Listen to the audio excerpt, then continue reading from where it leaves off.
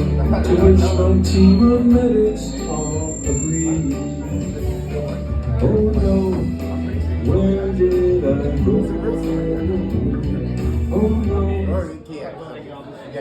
Welcome tonight, ladies and gentlemen, to the Brasserie Delmer. Woo! And yeah, that song you just heard, I wrote. So anyhow, hi Rachel.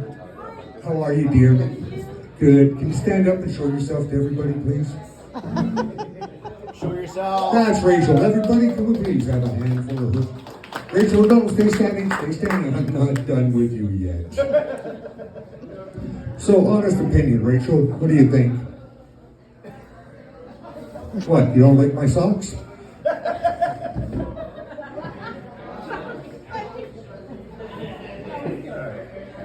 Okay, no, it's okay, you can sit down here.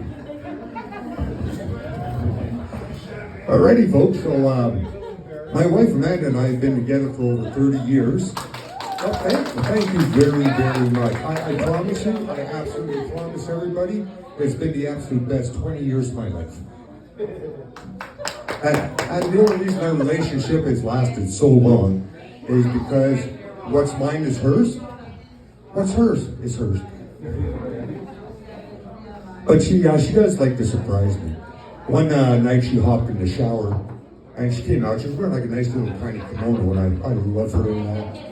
And she looks at me. She goes, "What do you think?" I said, "Well, what, dear?" She goes, "Brand new look, same great taste." She shaved. But when a woman shaves, you have 2 days only to get down there and enjoy the nectar of life. Because after that, it starts to taste like cactus. And my wife told me the other day, she goes, "No," she says, "Honey, you can be such an idiot at times." Thanks for the permission. I appreciate that. Now I'm going to sit down because my legs are getting sore. What a cheap next day.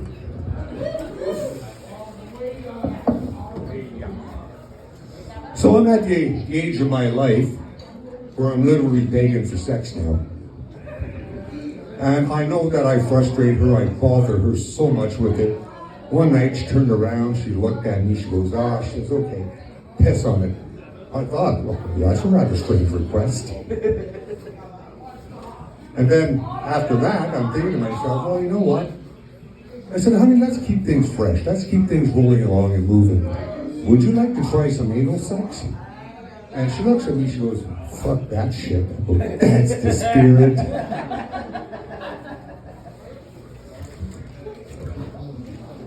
I'm an older fella, so I gotta have my cheap notes.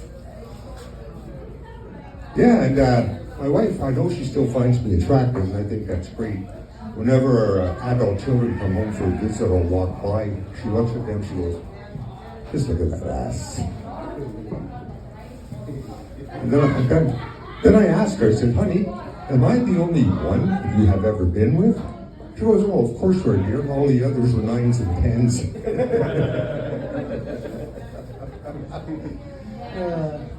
Last week, we didn't speak for 3 days. It's not that I was being immature or anything like that. I just didn't want to interrupt her.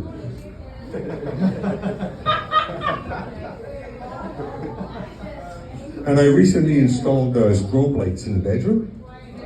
It was a great idea on my part. Like, the sex is still the same, but now she looks like she's moving.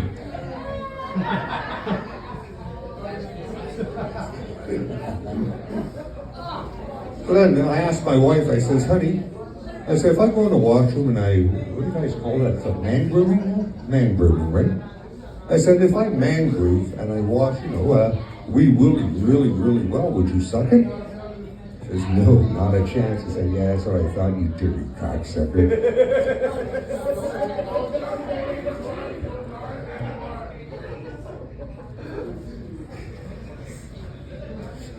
Yeah, the longer her and I are together, the more I am falling in love with her every day.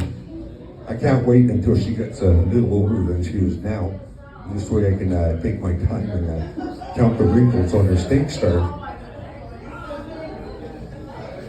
And I've been a member of Husbands Anonymous for 6 years now.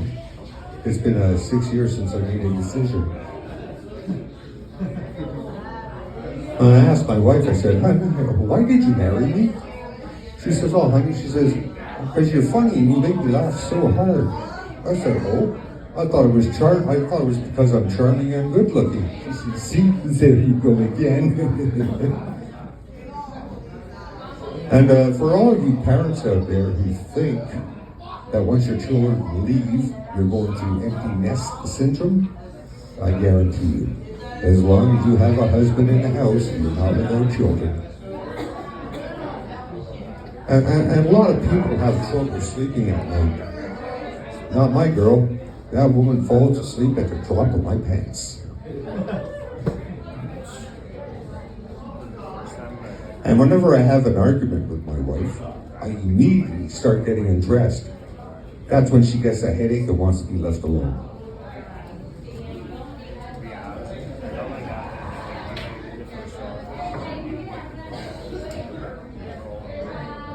So, what do you guys think about masturbation? Woo! Yeah, it's a rather touchy subject, isn't it? What do you guys think about oral sex? No. It's all a matter of taste.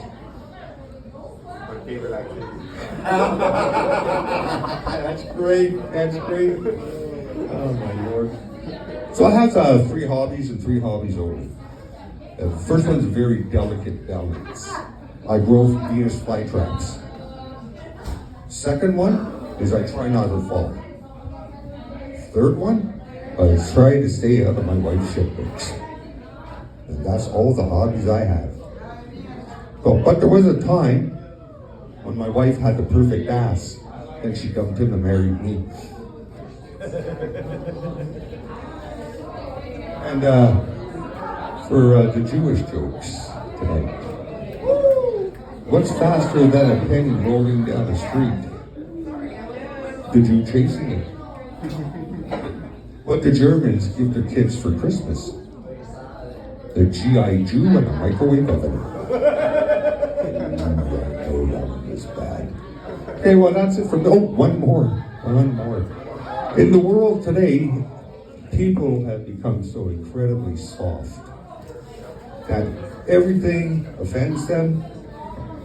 Everything is a misinterpretation.